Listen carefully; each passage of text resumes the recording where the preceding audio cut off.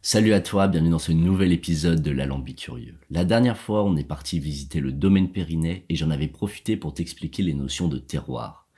Mais peut-être que tu te souviens, dans cette vidéo, je t'ai promis que j'allais te raconter l'histoire du prieurat. Comme à peu près tous les récits à cette époque-là, notre histoire commence avec une guerre et des moines. Tout commence au XIIe siècle quand le royaume chrétien reprend la Catalogne aux mains de l'Empire arabe. Alphonse Ier, alors nouveau roi d'Espagne, fait appel aux moines chartreux pour venir réinstaller la chrétienté en Catalogne. Tu dois sûrement connaître les moines chartreux. Ces experts du secret et de la botanique nous arrosent depuis plusieurs siècles avec leur liqueur dénommée chartreuse. Cet alcool que tu peux boire en shot ou en cocktail, mais dont personne ne connaît le secret. Le roi propose donc aux saint hommes de venir s'installer dans la région. Il leur propose de choisir une place où ils se sentiraient bien pour commencer à répandre la foi chrétienne. Pendant quelques années, les moines vont se déplacer de ville en ville, de village en village, jusqu'au jour où ils vont rencontrer un berger sur leur chemin. Ce dernier va leur expliquer que tous les soirs, non loin d'ici, il fait le même rêve. À l'endroit où il fait paître ses moutons, il voit des anges gravir la montagne pour atteindre les nuages et se rendre au paradis. Ce joyeux présage donna l'envie aux moines de s'y arrêter pour construire leur sanctuaire, qu'ils nommèrent la Scala Dei, littéralement traduit par escalier divin. L'ensemble des bâtiments où les moines vivent et travaillent s'appelle un prieuré, priorat en catalan, un moyen efficace de nommer la nouvelle région récemment occupée par les moines.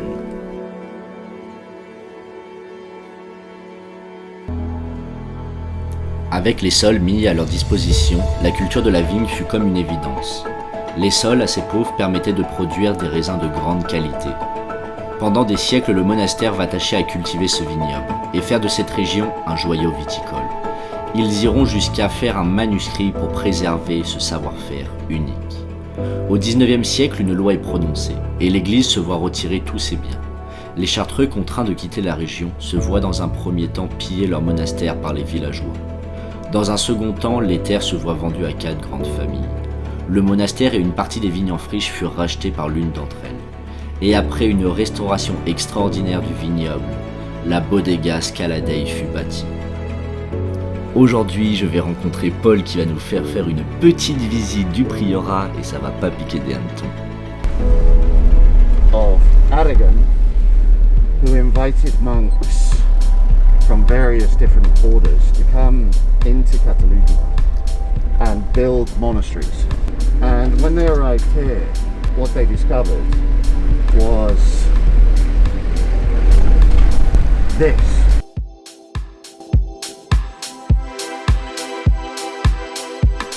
Bon, avant d'aller crapahuter dans les vignes, on a fait un petit crochet par le monastère. Et Paul en profite pour m'expliquer que le monastère est en pleine rénovation mais que le gouvernement espagnol ne met pas tous les moyens pour faire ça dans les règles de l'art. Ils utilisent pas forcément les bons matériaux et j'avoue que des fois ça fait un peu bizarre. Et c'est vraiment dommage parce que ce lieu est juste magnifique.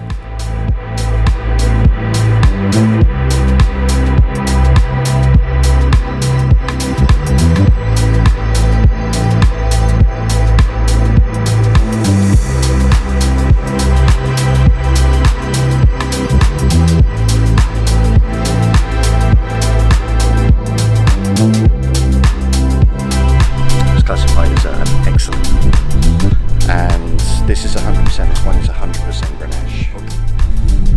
Fermenting in cement, without temperature controls.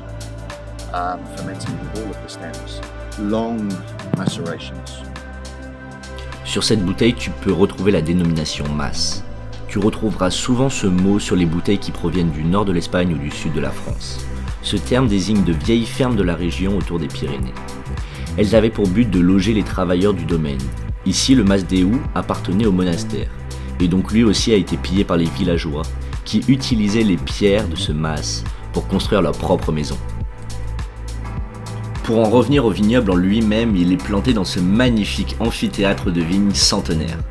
Et pour préserver le cépage Grenache qui pousse ici, le domaine replante directement avec des boutures prélevées sur les ceps d'à côté, ce qui permet de conserver la typicité de ce vin qui a fait la renommée du domaine.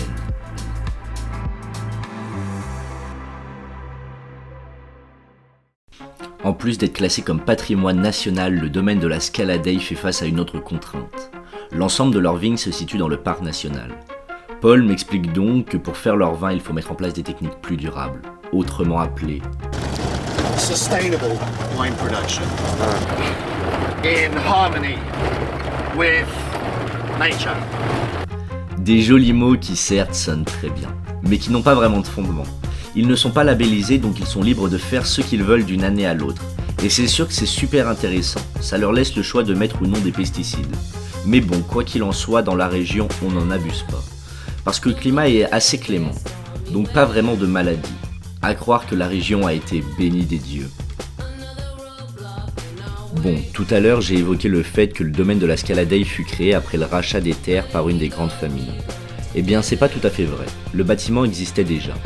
En fait c'était l'avant-poste de la Cartochia. Un peu un genre de boutique où les moines vendaient leur production pour éviter que les gens viennent directement les déranger au monastère.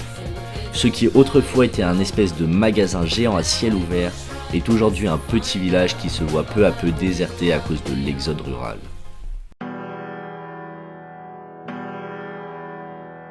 Jusqu'à présent, on a visité 2 domaines différents du prieurat, qui ont 2 visions différentes du terroir.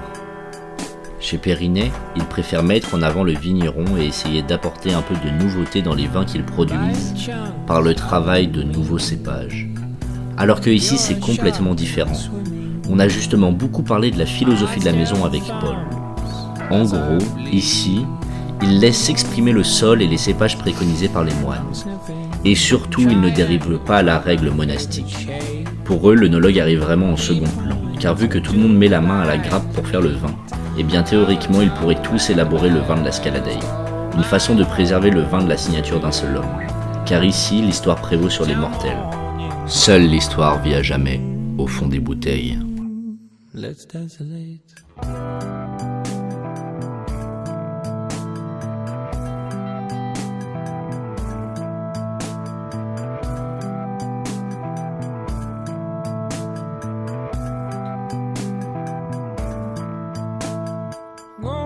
Discuter avec Paul m'a fait prendre conscience qu'il n'y a pas qu'une seule définition du terroir.